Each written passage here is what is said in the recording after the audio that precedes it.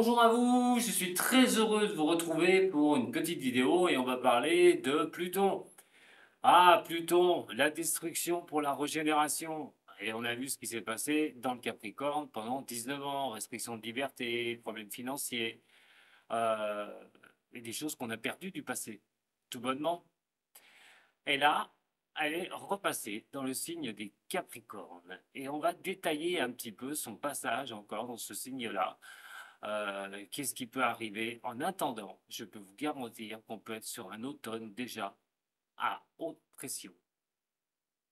Alors, on va prendre directement un thème. Alors, sur le thème que je vais vous proposer, bien sûr, on va s'apercevoir qu'il y a plusieurs planètes et non seulement elles sont en rétrogradation. Pluton en Capricorne en rétrogradation. Attention, en rétrogradation, elle touche la maison 12. Et la maison 12, c'est simplement les espoirs, le sixième sens, ce qui remonte, les espérances, ou aussi le flou. Dans le taureau, on voit aussi Uranus, qui elle touche la maison 3, les réflexions, les analyses. Mais elle est en rétrogradation aussi.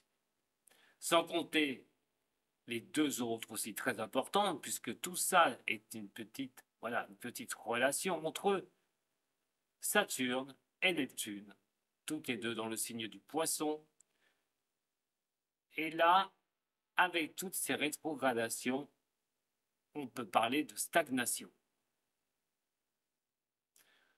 Avant tout, j'avais parlé de monsieur, j'avais dit à tous ceux qui étaient Sagittaires de faire très attention, puisque Jupiter était dans le signe des Gémeaux.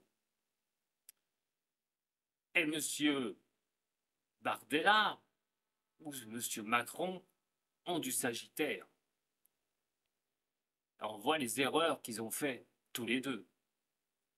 Un qui a pensé de tout dissoudre et de gagner alors qu'il a pris un revers, et le deuxième qui se voyait déjà à la place du calife, et ça n'a pas fonctionné au deuxième tour. Alors attention, je ne fais pas de politique, c'est simplement une constatation.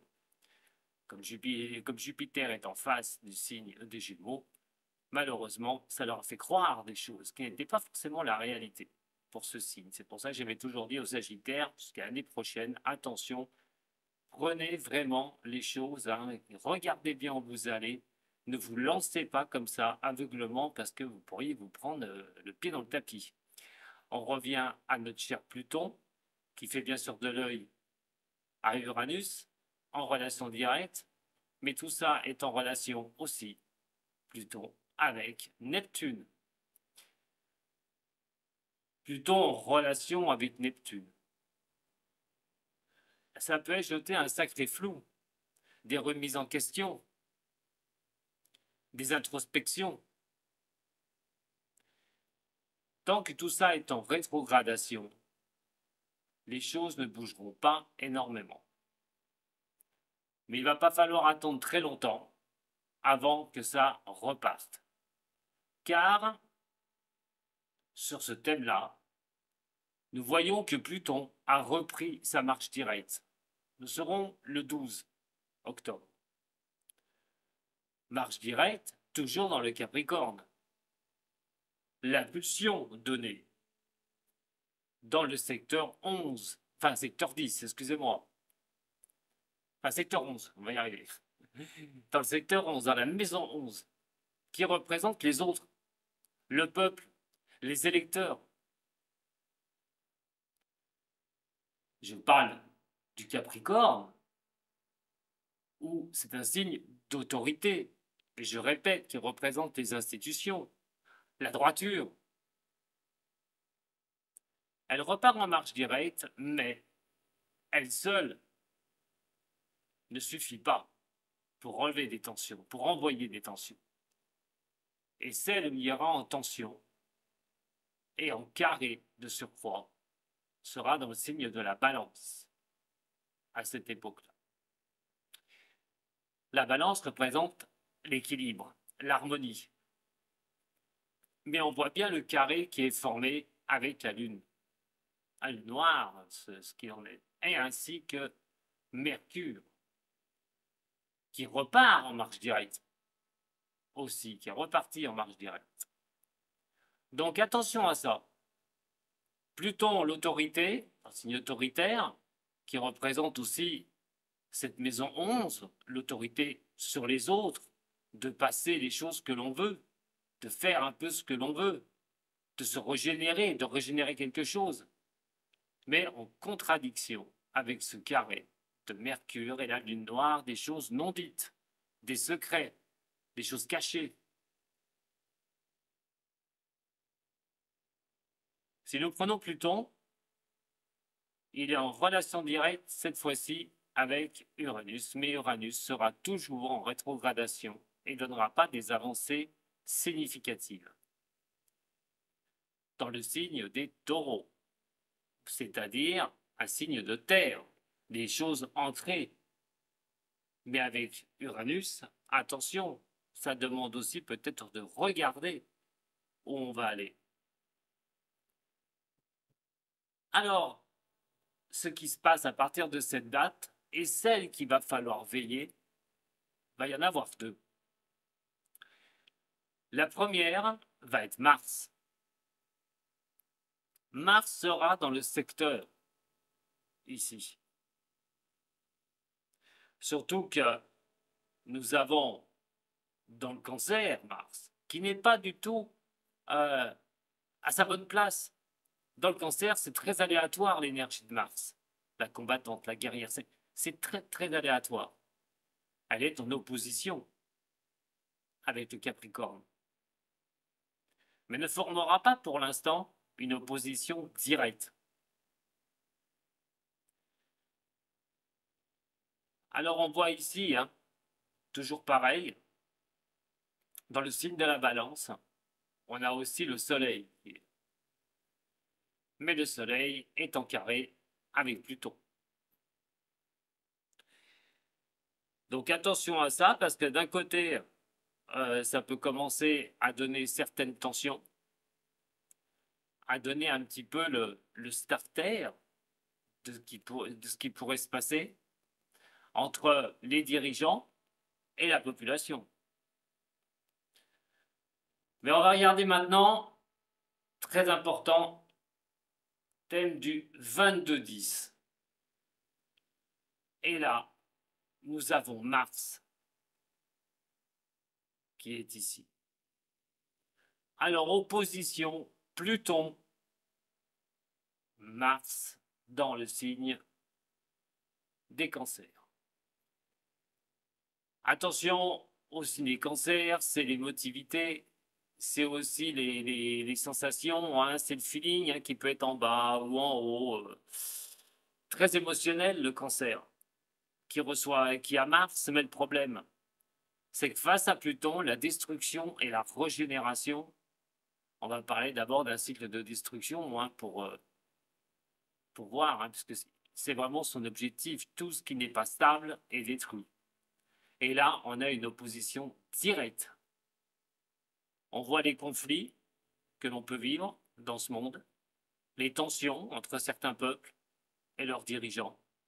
Et là, déjà, on va remarquer qu'elle suit hein, Pluton en secteur 10. Et là, c'est tout ce qui est un petit peu la carrière. Dans le Capricorne, dans un signe qui adore cela, qui adore. Ça représente aussi les politiques, hein, cet emplacement-là. Et il adore cela. Quelles mesures va-t-il prendre? Qu'est-ce qui peut se passer déjà en France?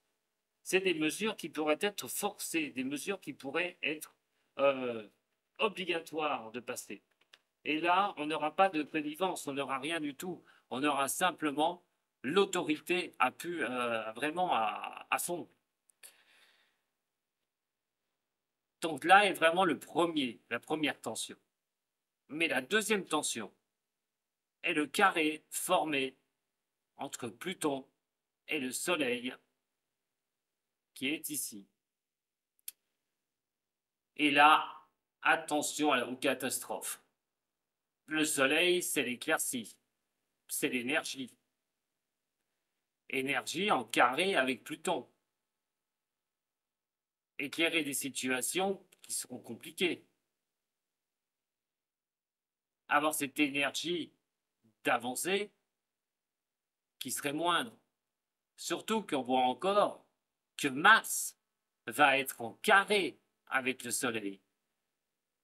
Que ce soit l'opposition de Pluton avec Mars, le carré de Mars avec le Soleil ou le carré du Soleil avec Pluton, les tensions vont être au maximum. Sinon, regardons les maisons. Je parlais de Pluton en maison 10 dans le signe du Capricorne. Et là, on parle de carrière. Tout ce qui est la réputation, le statut social. Il peut y avoir des choses un peu poussées, comme je vous ai dit. Mais si on regarde les autres planètes, parce que celle de la maison 10, c'est la maison du Capricorne. Donc, autorité, abus d'autorité, des décisions qui sont tapées du poing, ou en tout cas, où certaines ou certains dans ce monde pourraient réagir par leurs émotions et engendrer quelque chose de négatif. Ah, je vous avais prévenu que l'automne risquait d'être en haute tension. Donc il est vrai que quand on a un problème comme ça, pardon, quand on a un problème comme ça, il va falloir y regarder. Mais c'est pas fini.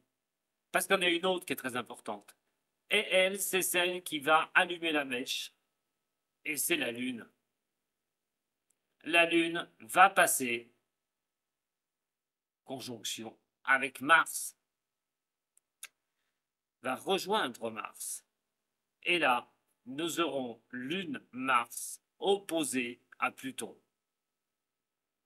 Attention à ce moment-là, puisque la Lune va déclencher et va intensifier Mars, qui, je répète, est celle de la guerrière, d'aller de l'avant, de foncer, mais des fois d'être aussi têtu, puisque opposition à Pluton, avancer sans faire fi de ce qui se passe aux alentours.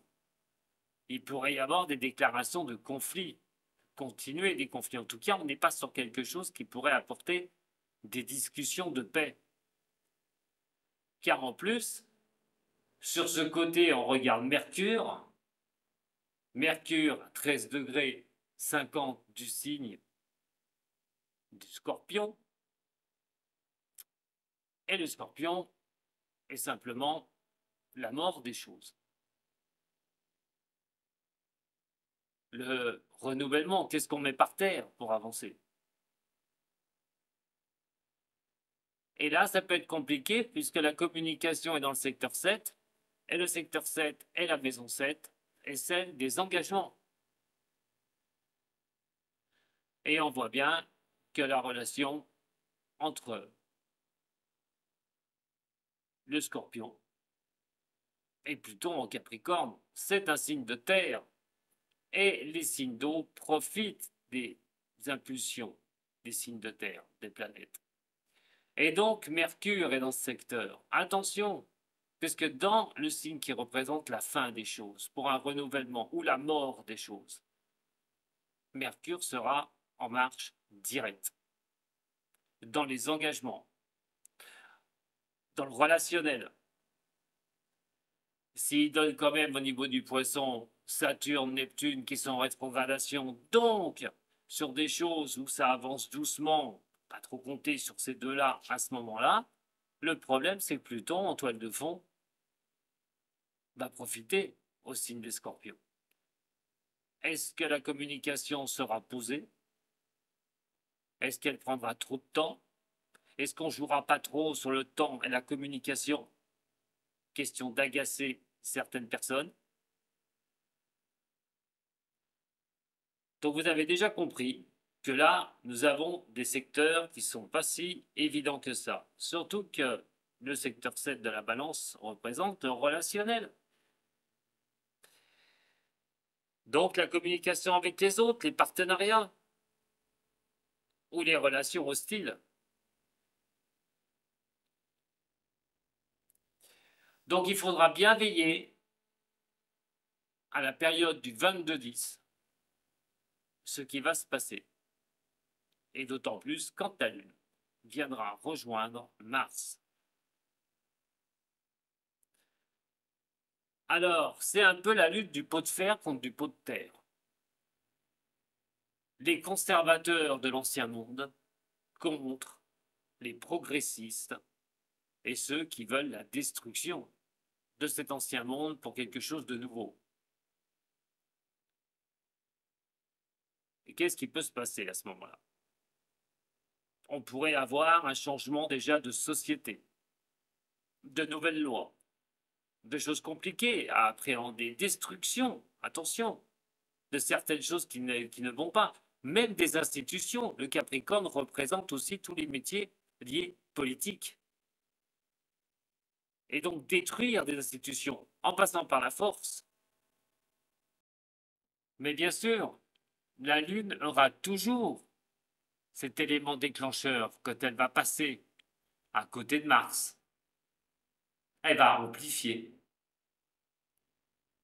On va avoir 3 périodes compliquées. On a parlé tout à l'heure. Mars va se mettre en opposition 3 fois, donc avec Pluton. Si on regarde le Soleil aussi, regardez bien l'astre solaire. Il se retrouve dans un signe qui ne se laisse pas aller facilement. Le signe du Scorpion, toujours pareil. Nous serons à la période de l'anniversaire des Scorpions.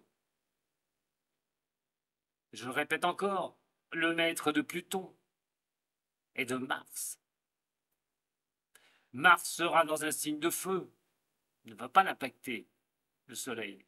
Celui où le Soleil va être en connivence sera Neptune, qui sera en Poisson, dans le secteur 11. Et le secteur 11, la maison 11, n'est autre que la maison du Verseau. Neptune, le flou, des choses qu'on a du mal à voir, est un peu dans la brume. Et je répète que dans le Verseau, ce sont les électeurs, les autres. Ça amplifie d'essayer d'éclaircir une situation avec le Soleil. Mais comme je vous ai dit, l'astre solaire en Scorpion est en opposition avec Uranus. Et donc, les avancées déjà d'Uranus en rétrograde peuvent être ennuyantes, peuvent apporter de la fatigue parce que ça n'avance pas à la vitesse qu'on désire, mais de l'autre côté, des complications d'avancer et d'éclaircir des situations.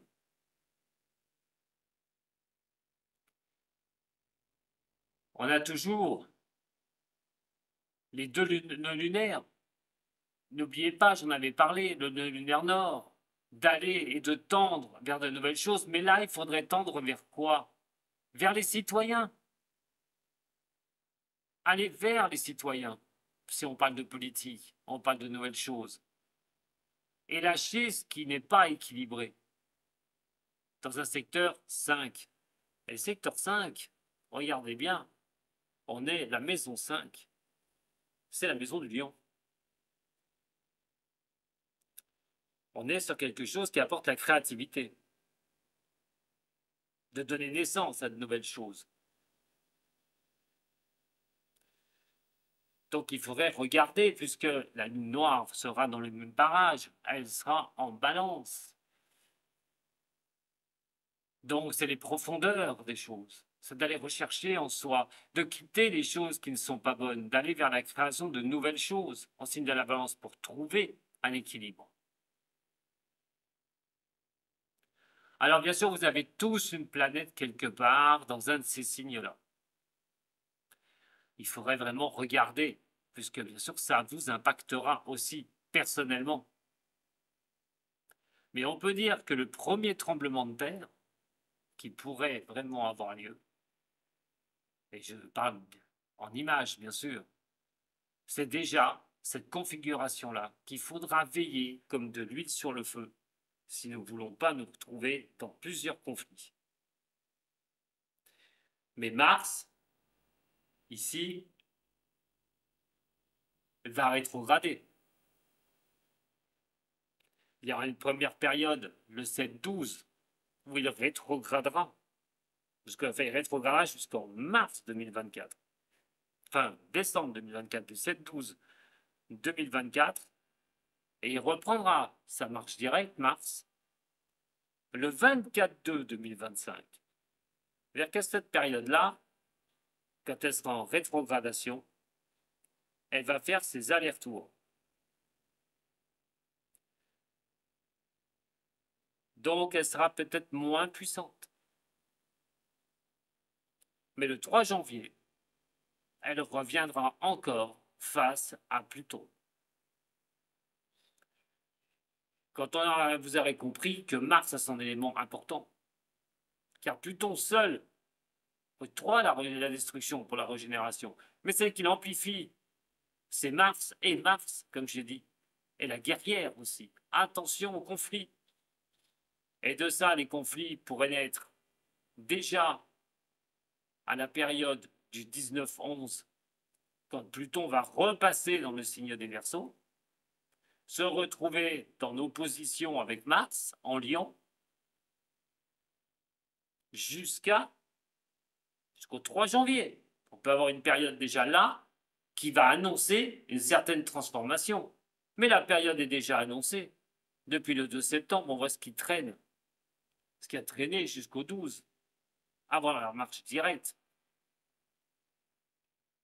de Pluton. Donc attention dans le monde. Attention à ce qui va se passer, attention à nos dirigeants. Les choses peuvent vraiment se compliquer dans ces périodes-là. C'est pour ça que je vous ai parlé de haute tension. Pour vous, hein, qu'est-ce que ça voudrait dire? Allez, pour vous, vite fait, pour tous les signes, surtout, c'est de laisser un peu les tensions évacuer. Pour vous, je parle. Pas de politique, pas de choses dans le monde. Pour vous, ces périodes-là de l'automne, ça va être du lâcher-prise. Il faudra souffler. Comme je vous ai dit, vous avez tous une planète dans une maison, vous avez tous quelque chose de ce que je viens de vous dire. Donc attention aux tensions, surtout, qui pourraient s'avérer assez compliquées et désastreuses pour certaines choses. À très bientôt avec Voyance, Sato.